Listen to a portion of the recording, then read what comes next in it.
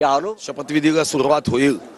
माननीय तालिका अध्यक्ष जेवढे आहेत आता हंगामी ते शपथ घेतात, पूर्व अध्यक्ष शपथ घेतात, मुख्यमंत्री महोदय, उपमुख्यमंत्री महोदय आणि मंत्रिमंडळातले सदस्य जे आता नाहीत ते शपथ घेत असतात आणि त्यानंतर टर्म आणि मंत्रीपद याच्या सिनियरिटीचा एक क्रम गावला जातो, तो पूर्ण होतो आणि मग मात्र विधानसभेच्या नंबरनुसार शपथ सुरू होतात।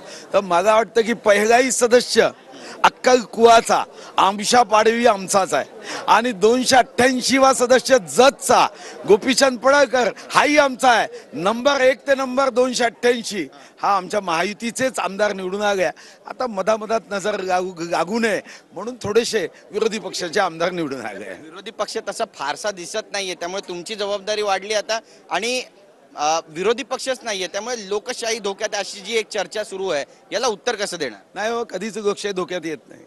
तुम्ही लोकशाहीला इतकं कमजोर समजू नये।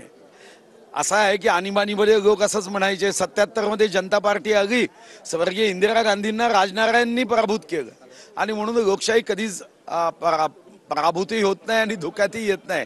फक्त एवढी जबाबदारी आहे की विरोधी पक्षांनी चर्चा, त्याचा दर्जा हा उत्तम ठेवला पाहिजे। तो वंचितासाठी, शोषितासाठी, सामान्य जनतेसाठी, दीन दुर्बगांचा आवाज बनून जर विरोधी पक्ष पुढे आला तर पुढे त्यांचा जागा वाढेल। संजय राऊतांनी टीका केली नुकतीच। संजय राऊत म्हणतायत की भाजपसोबत जा आणि तुमच्या ज्या केसेस आहेत ते सोडून घ्या। अजितदादांचे जे इन्कम टॅक्सचे केसेस नील झाल्यात त्यावरून त्यांनी टीका केली आहे। संजय राऊत साहेब स्वतःचा मार्ग तर प्रशस्त करत नाही आहे, असं कधी नसतं। ही ऑफर आहे का संजय राऊत? नाही, ट्रिब्युनल मध्ये निर्णय होतो।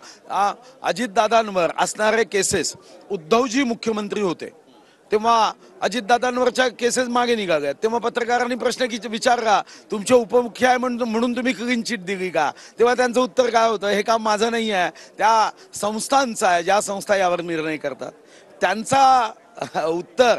आणि आता मात्र तुमचे प्रश्न, याच्यामध्ये काही तर समानता आणि साम्य असलं पाहिजे। राज ठाकरेंबाबत पण त्यांनी टीका केली, म्हणतात की राज ठाकरे हे भाजपच्या आणि विशेष करून देवेंद्र फडणवीस यांच्या हातातलं खेळण्यात आलंय। ठीक आहे, त्यांनी अशा शब्दात